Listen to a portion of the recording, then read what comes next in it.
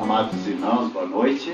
Boa noite. Sejam todos bem-vindos, que a paz, a alegria e as bênçãos do Senhor estejam no nosso coração e vos abençoe, dando luz, esperança e fé. Nessa noite, agradecemos ao Pai por aqui estarmos, mesmo com a chuva, trazidos com a esperança da cura das nossas enfermidades do corpo, mas cura-nos, Senhor, das nossas doenças da alma. Agradecemos ao Mestre Jesus pela sua bondade, pela sua força, pela sua sabedoria. Nosso coração, amados irmãos, está pleno de alegria por aqui estarmos, nessa casa de oração. Que todos nós, encarnados e desencarnados, possamos sair daqui hoje bem melhores do que aqui chegamos. E rogo a Jesus que me ilumine meu coração, dulcifique minhas palavras, para que o tema que vamos tratar desta noite possa trazer a esperança de um novo alento, de novas atitudes, da renovação de nosso comportamento. E assim, agradecemos a Deus e agradecidos a Jesus, damos por início a palestra desta noite. E que assim seja. Irmão, como é bom ver vocês, ver os olhos brilharem da esperança e da fé. Mas o tema que nós vamos tratar hoje, tão belo e caro, um tema que faz nos refletir, trata-se exatamente de atitudes e de comportamento. Afinal de contas, qual é a nossa verdadeira atitude? Diríamos, por estarmos aqui nessa casa de oração, que deve ser uma atitude cristã, não é verdade? E nos perguntaríamos, qual seria nosso comportamento dentro da casa? E responderíamos, o mesmo que manteríamos em qualquer lugar. Isso se chama autoridade moral. De vivermos tão belamente, de uma maneira tão correta, ilibada, sem mancha e sem culpa, que as nossas atitudes e os nossos comportamentos seriam iguais aonde estivéssemos. No nosso lar, no ambiente de trabalho, num coletivo, num ônibus, na rua, dentro das casas de oração. Mas será que somos realmente e agimos realmente dessa forma? Quantas vezes nos expressamos de uma maneira que não condiz realmente com aquilo que nós gostaríamos de ser e, sobremaneira, não condiz com aquilo que nós tantas e tantas vezes falamos. Imaginem os palestrantes, imaginem os trabalhadores da casa, que são vistos algumas vezes como pessoas de um nível mais elevado. Será que é assim? De um comportamento sem jaça, sem nódoa, imaculado, ou seja, de um comportamento idôneo, condizente com aquilo sobremaneira que fala? Estas indagações, meus irmãos, pesam na nossa consciência e, sobretudo, na nossa inteligência. Mas não viemos aqui para falar de culpas e de medos diante dos nossos comportamentos.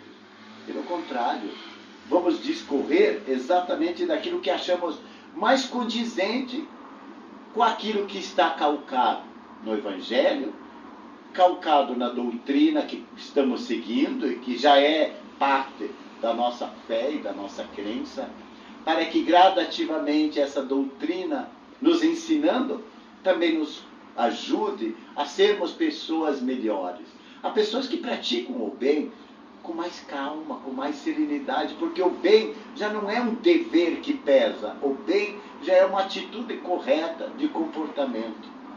Que lindo isso, né?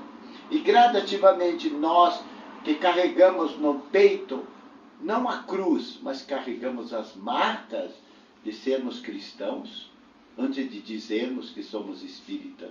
E quando dizemos que somos espíritas, pesa, porque a sociedade nos cobra, como dizem por aí, que o espírita pratica o amor e faz caridade. Que bom, né? E o amor e a caridade começam onde? Senão em nós mesmos. E vamos fazer, pois, algumas considerações mais pertinentes sobre esse tema, falando de uma maneira bem didática, bem clara, sucinta. Fizemos algumas anotações em diversos livros, mormente nos livros de Joana d'Ângeles e também de Emmanuel, chamado Encontro Marcado, e ouvimos a primeira música nessa noite, chamada Encontro Marcado, coincidentemente, né? E fala-nos que frequentemente não é fácil identificar as condutas, e sobretudo a conduta correta.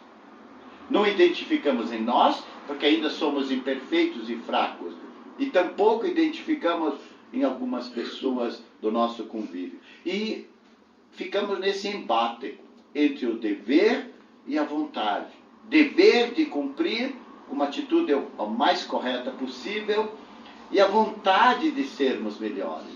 E isso, como diz um autor, nesse embate entre o dever e a vontade, a razão não raro se impressiona com os exemplos alheios e apresenta o dever como conduta antiquada.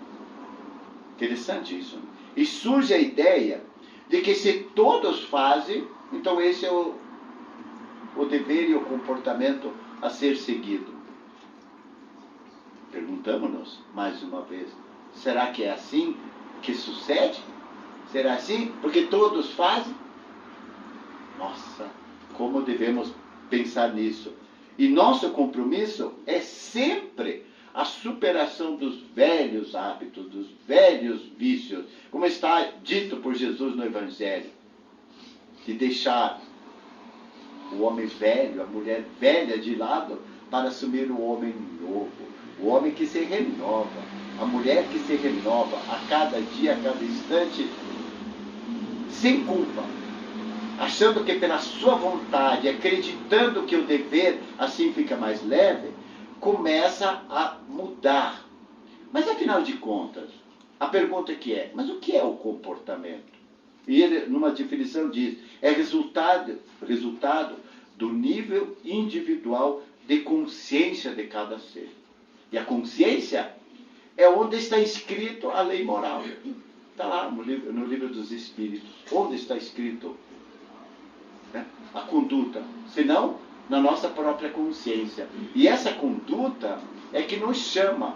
E essa conduta, sobretudo, que deve ser a melhor possível para trilharmos os caminhos. Sem medo, de uma maneira clara, de uma maneira assim que nós possamos estar mais serenos, mais confiantes.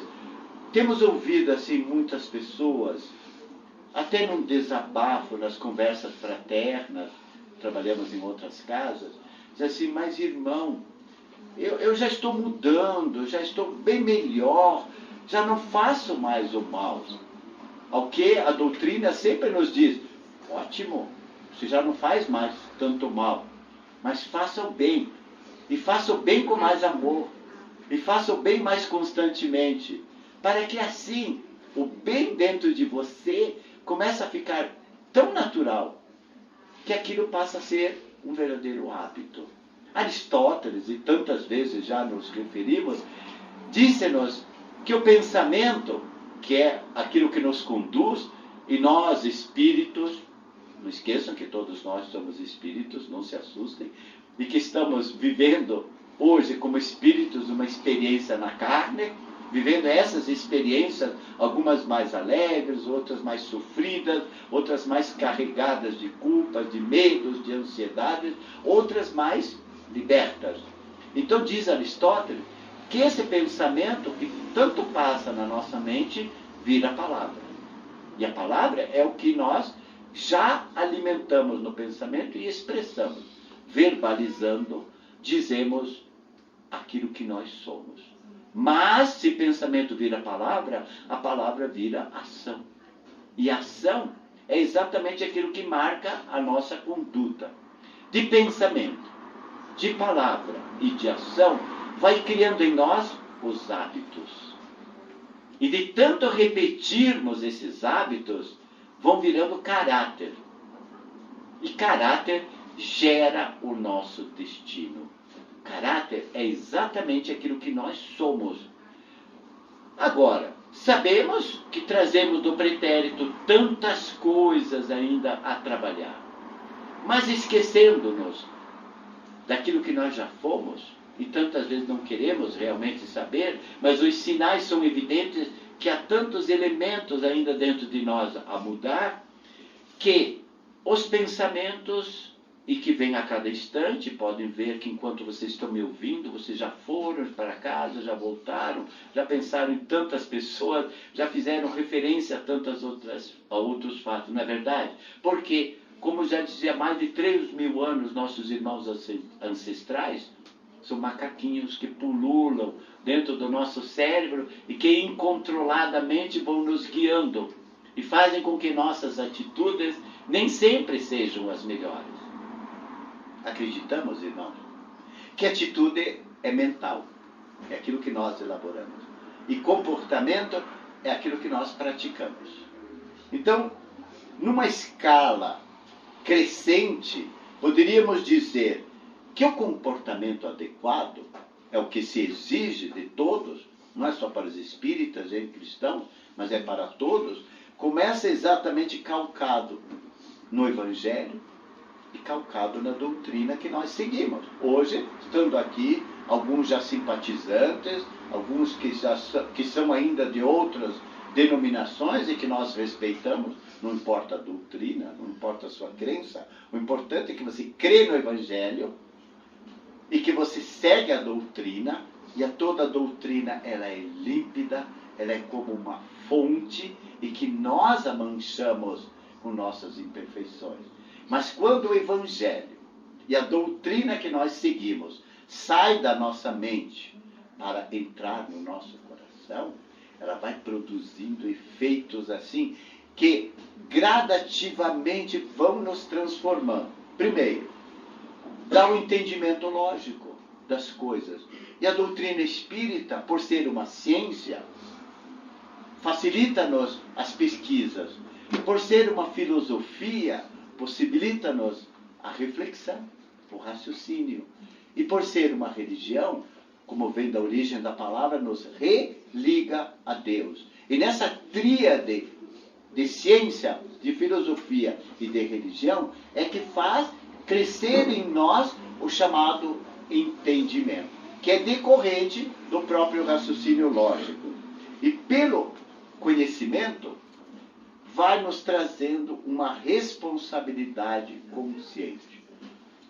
A palavra responsabilidade, por si só, ela já é carregada de tantos significados, mas adjetivada pela palavra consciente, é que faz-nos acreditar. Por exemplo, conheço o Evangelho, e todos nós conhecemos, não é verdade? Fazemos o Evangelho no lar, estudamos o Evangelho, mas tantas vezes sabemos até dizer onde está, em que capítulo, em que Evangelho, qual o versículo, se era de São João, São Marcos, São Mateus ou São Lucas. Todavia, isso está na nossa mente e não vivemos isso no nosso coração. Porque o entendimento não é consciente, porque o conhecimento não se pratica.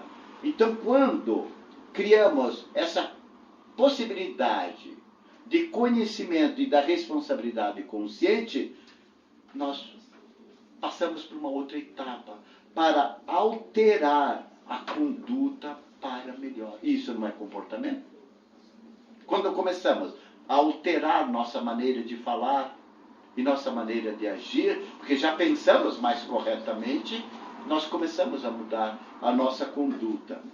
E, mudando essa conduta para melhor, começamos a lapidar o nosso caráter. Como é difícil corrigir um caráter.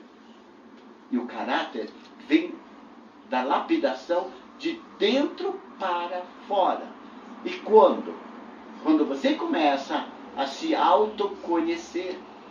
Não é a primeira recomendação? Do conhece-te a ti mesmo.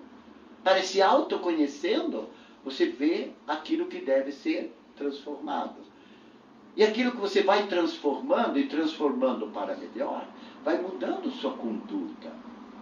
E essa mudança, para lapidar o caráter, faz com que, diz Joana d'Ângeles, corrija os sentimentos.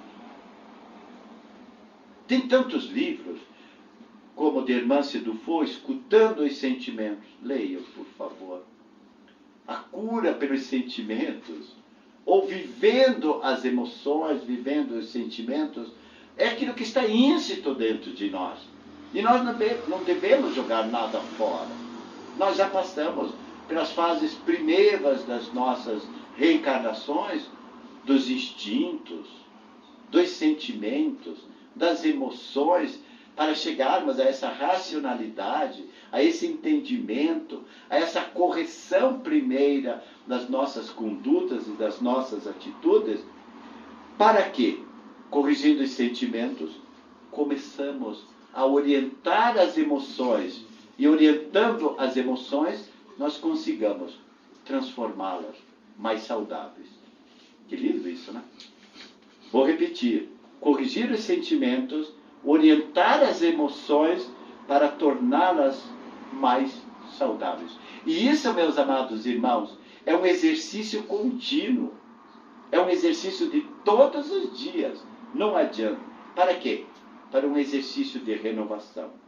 Modificar hábitos doentios, para não criarmos enfermidades. E esses hábitos e essas enfermidades doentias são primeiras remanescentes daquilo que já trazemos. Segundo, estão lá dentro de nós, ainda nos cutucando. Aquele self da sombra e da luz. Aquele autoconhecimento de que necessitamos para ir nos descobrindo, para irmos nos transformando e gradativamente começando a nos amar, a sentir nosso coração, a sentir nossas emoções, nossos sentimentos, nada desprezando. Para modificar os hábitos doentios, como dizemos, e de uma forma bem vigilante. E recorremos, uma vez mais, ao Evangelho. Vigiai e orai. De uma forma vigilante, consigamos trabalhar essas tendências negativas que ainda há em nós. Já perceberam que praticamente em cada citação, volve sempre ao mesmo fulcro, ao mesmo centro das atenções, conhecermos-nos, descobrirmos-nos, observarmos-nos. Mas como é difícil amar o próximo, e sobremaneira amar aqueles que nos incomodam, aqueles que nos entristecem, aqueles que nos cutucam, aqueles que são inimigos mesmo declarados para nós. E por que é difícil? Porque não nos amamos.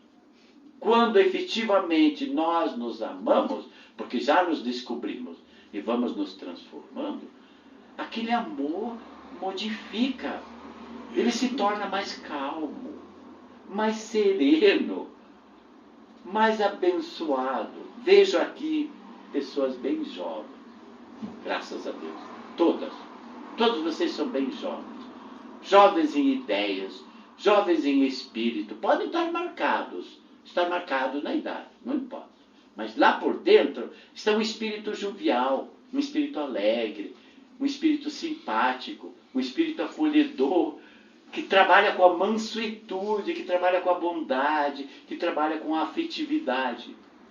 Eu até faria um parênteses. Tantas e tantas vezes no mundo do trabalho, tivemos a oportunidade de falarmos sobre comunicação. E dentro da comunicação, percebíamos a realidade que muitas e a grande maioria das empresas, hoje, no século XXI, antes de olhar a profundidade do conhecimento do candidato, percebem quem é esse candidato. E começam a perceber como que ele trabalha a afetividade, como ele consegue se relacionar com os demais colegas de trabalho. Perceberam? A modernidade começa a dar vazão e percepção também ao que há dentro do indivíduo. Por quê? conhecimento nós vamos adquirindo pelo estudo, pela prática, pelas experiências, e vamos nos tornando profissionais hábeis, competentes, como o hábito de falar, que a gente treina para perder o medo, a inibição, a timidez, consegue se comunicar com a maior quietude, sem problema nenhum, procurando se ouvir, mantendo serenidade, equilíbrio emocional. O que são todas essas, entre aspas, virtudes que eu acabei de dizer? Senão atitudes. O que nós demonstramos é nosso comportamento. À medida que nós trabalhamos isso, conseguimos estar mais serenos, mais despreocupados. Então, toda essa maneira vigilante de trabalhar as tendências negativas conduz-nos para canalizar um novo comportamento. E desse novo comportamento, fizemos aqui as flechinhas, a incorporação dos ensinos cristãos.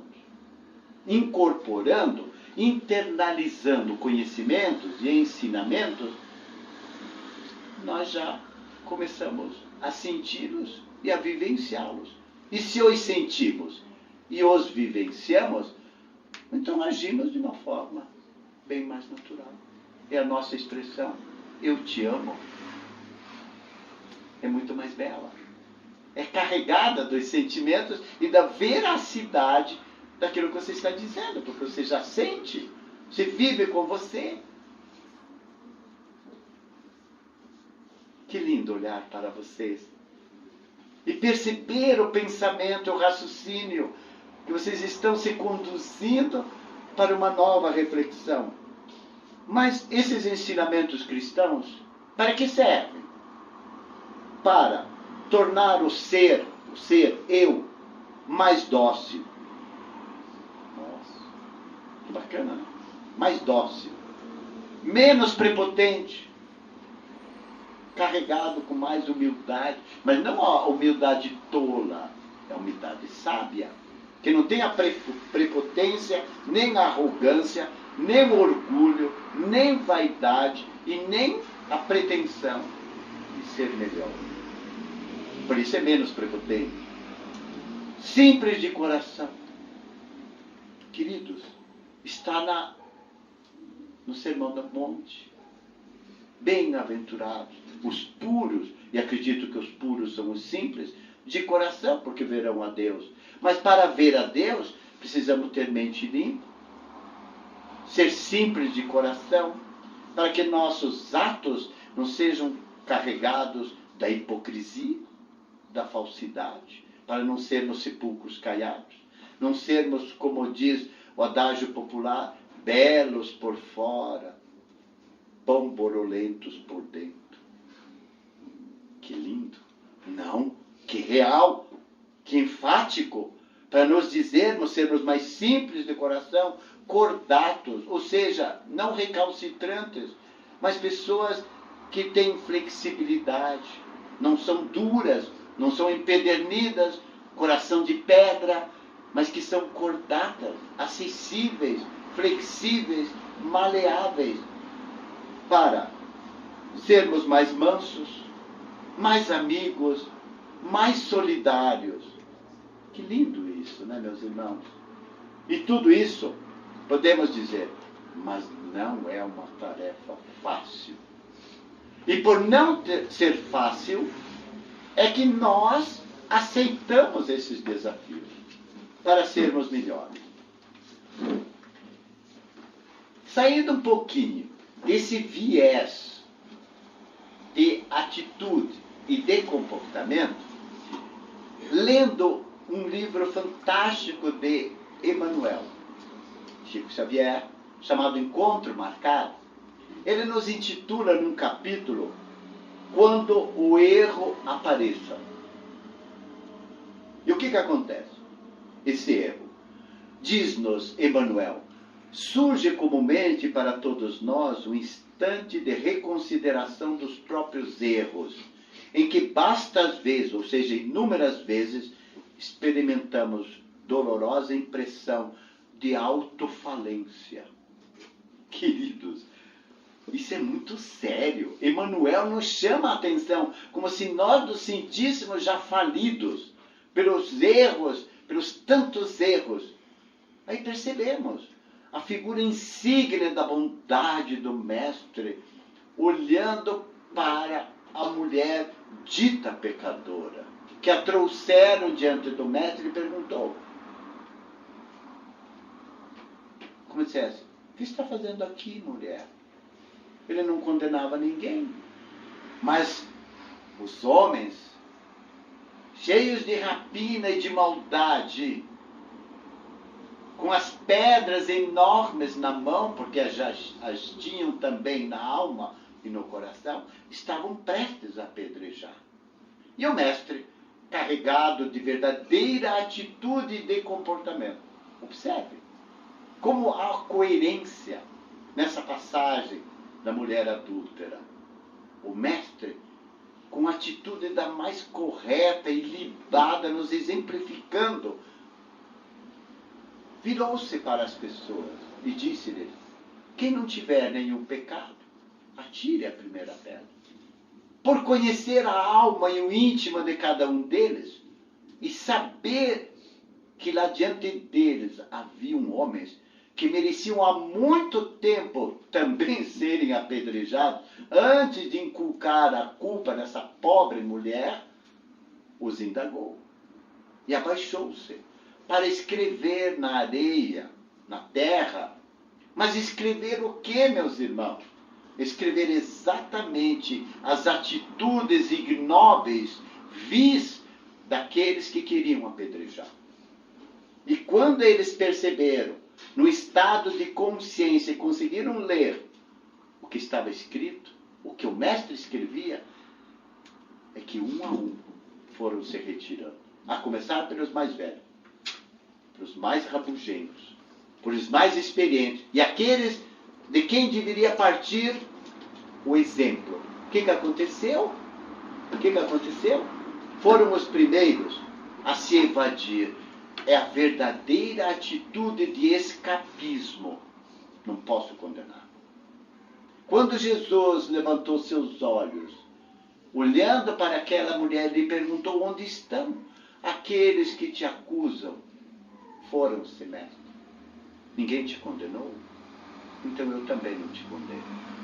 Observem a atitude mental do Mestre. Observem o comportamento. É exatamente isso. De não julgar. De não atirar pedras nos outros quando temos telhados de vidro da nossa fragilidade. Não podemos julgar. E se não podemos julgar, que direito temos de condenar? Porque temos a percepção clara dos nossos erros, das nossas culpas. E Emmanuel traz essa reflexão de tantos erros percebidos que não julgamos na autofalência. Revoltados, diz Emmanuel, contra nós mesmos ensaiamos escapatórias diversas e asseveramos desencantados. Vou repetir a frase. Revoltados contra nós mesmos, pela autofalência que percebemos, ensaiamos escapatórias diversas e asseveramos, falamos desencantados. Algumas das expressões que, infelizmente, ouvimos sempre. Eu trabalhei quanto pude. Tentei lutar. Eu sou um fracassado. Reconheci que não presto. A realização era alta demais para mim. Para que prosseguir? Deixo isso para quem pode. Mas eu fiz força. E vai por aí o corolário, esse corolário de queixas, de fragilidades, de autofalência, para perceber-se que não tem mais nada o que fazer. Como não tem mais nada? Levanta-te, diz o Cristo. Levanta-te. É ordem. É como se o Cristo hoje nos dissesse, e dissesse a cada um de nós, levante-se e vá. Ou seja, volte pelo caminho que vieste, retorne para o seu lar. Mas é preciso não tornar a errar como erravas antes. Que lindo isso! Que preparação para vivermos o Evangelho na nossa alma, amados irmãos. Isso nos comove. Isto é o Evangelho saído da mente para senti-lo no ímã do nosso coração. E diz mais, que tais afirmativas parecem testemunhar, e é verdade, convencem os outros da nossa modéstia, atraindo simpatia e admiração em nosso favor. Quando dizemos, mas eu fiz tanto, eu fiz tudo o que podia, eu sou um fraco, eu sou ainda muito inexperiente, eu não consigo. Aparentemente atraímos a admiração e simpatia da nossa fragilidade. Mas Emmanuel diz, na essência não valem nada. Que sério isso. E logo depois, ele continua. Quando o erro aparece na nossa área de ação, e ele faz uma comparação. O erro aparecendo na nossa área, na nossa maneira de agir, ele faz uma comparação com um motorista vigilante que de repente vê o carro parar, ele não começa a blasfemar, pelo contrário, ele sai e procura descobrir qual é o erro. Por que o carro está enguiçado? Mas não se queixa, procura a solução. E diz Emmanuel, dessa forma, quando o erro aparece em nós, estabeleçamos, primeiramente, a pausa para uma revisão. Tal qual o mecânico faz a revisão do carro para poder andar, Emmanuel pontua 12 itens maravilhosos, aconselhamentos, sem dúvida, incontestes e reais, possíveis de serem trabalhados. E o primeiro diz, aceitemo-nos tais quais somos. Que lindo isso. Vamos nos aceitar. Mas eu sou fraco, sou imperfeito, eu sou ainda muitas vezes rebelde, e eu tantas vezes ainda reincido no mal. Mas não importa, se está se reconhecendo. É a primeira recomendação. Segundo, fitemo-nos no espelho da razão pura. Olhemo-nos no espelho da razão, do conhecimento.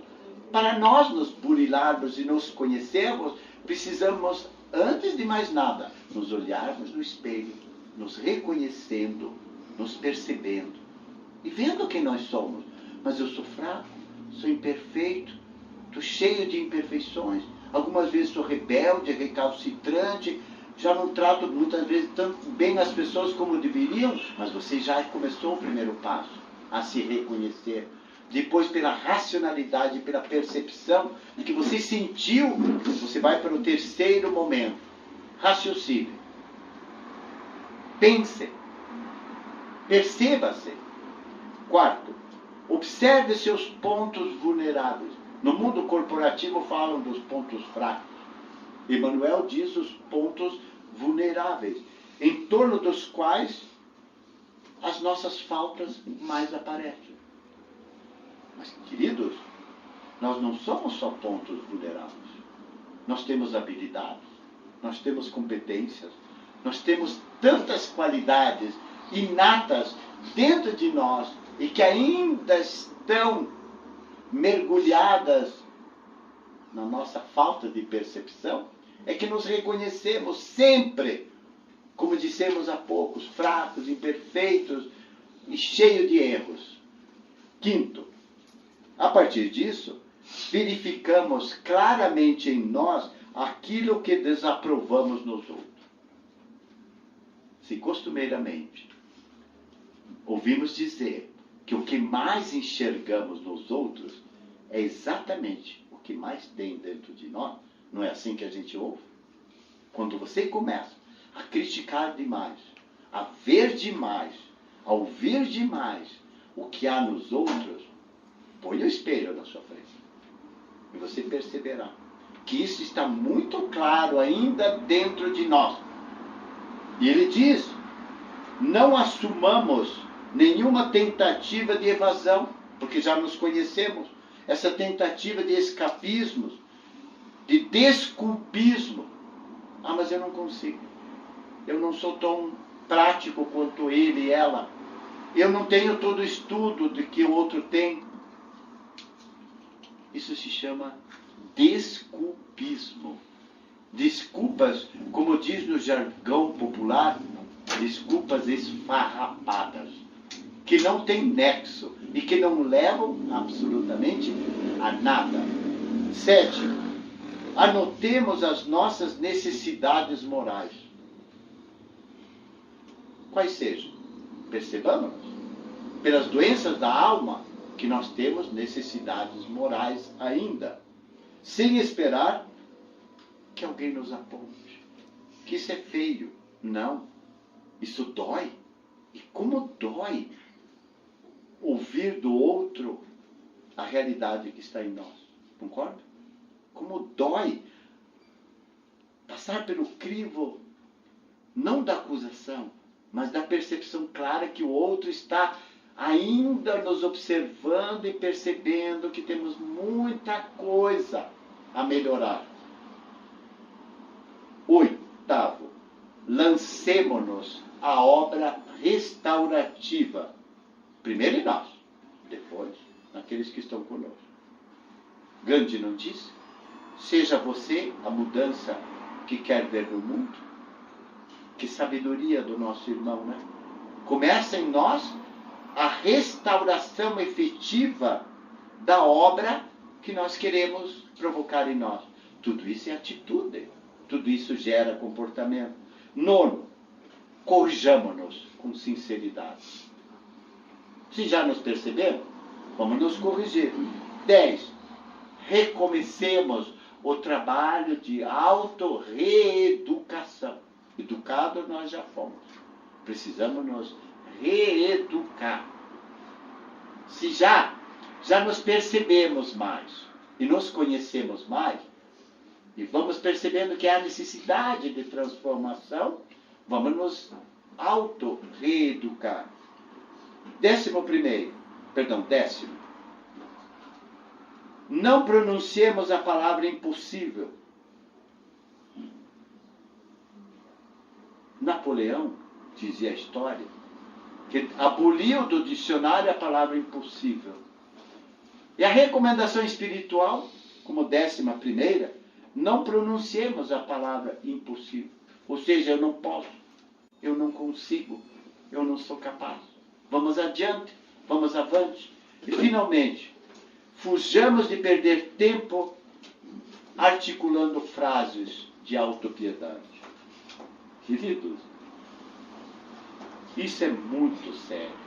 Mas tão sério que nós não teríamos coragem sequer, se fôssemos sinceros na realidade, de nos olharmos.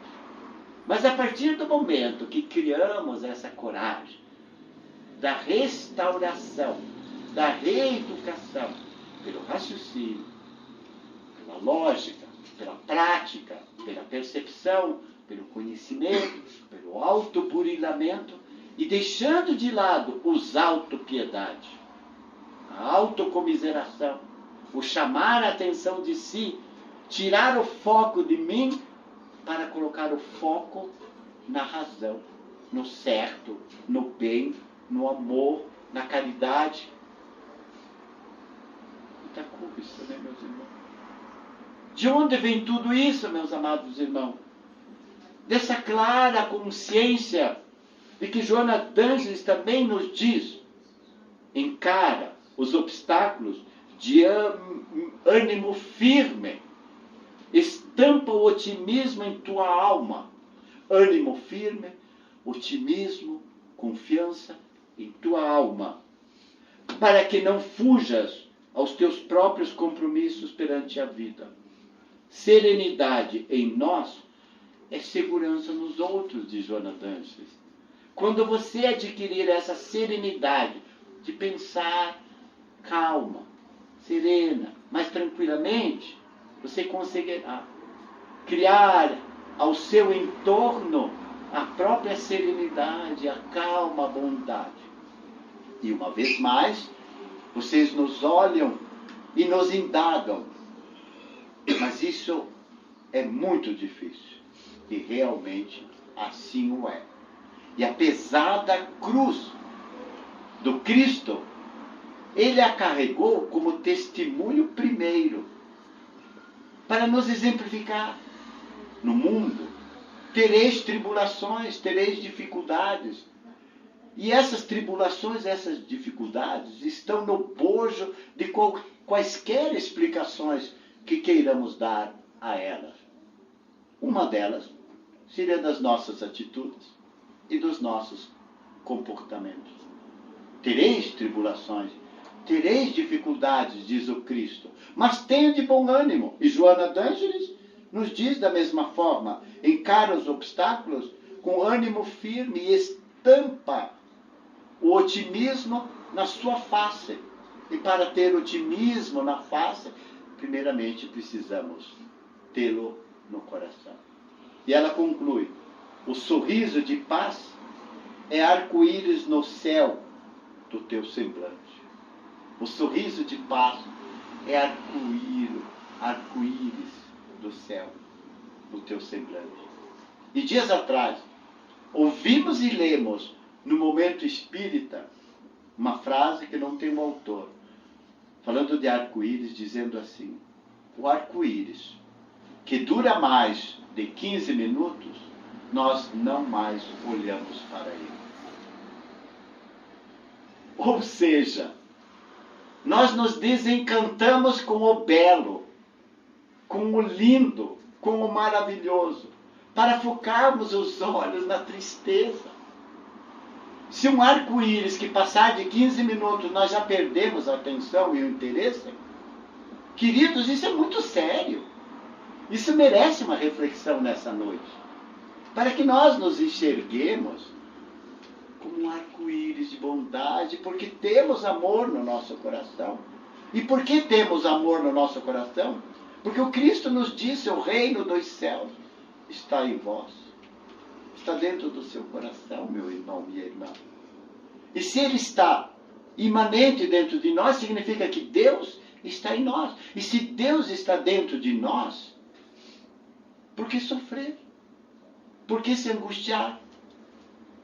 Por que querer doença se nós podemos ter a saúde? Elas podem vir, mas nós nos autocuramos pela mudança das nossas atitudes e pela forma como nós nos comportamos, para que esse comportamento seja adequado e condizente com a doutrina e com os ensinamentos do Cristo. Pensemos nisso, amados irmãos. Para viver uma vida mais saudável, para viver uma vida mais feliz, podemos cantar, podemos sorrir, podemos caminhar, podemos, pela força do pensamento, viajar, partir, ir e retornar, quais aves que espraiam suas asas do conhecimento e da moral, do crescimento intelecto-moral. O conhecimento e o crescimento intelecto-moral abrem-nos as asas para alçar o voo do fanal do nosso espírito, que é a nossa elevação, que é o nosso crescimento. É esta vinda à Terra, nesta presente reencarnação, que é a melhor de todas. Nós agradecemos e abençoamos o Criador. Abençoamos o Criador na forma da nossa gratidão, do nosso louvor e do nosso testemunho. Vivamos, pois, amados irmãos, na paz que o Cristo nos disse: eu vos dou a paz, eu vos deixo a paz. Que Deus nos abençoe e abençoe a todos nós. Que assim seja.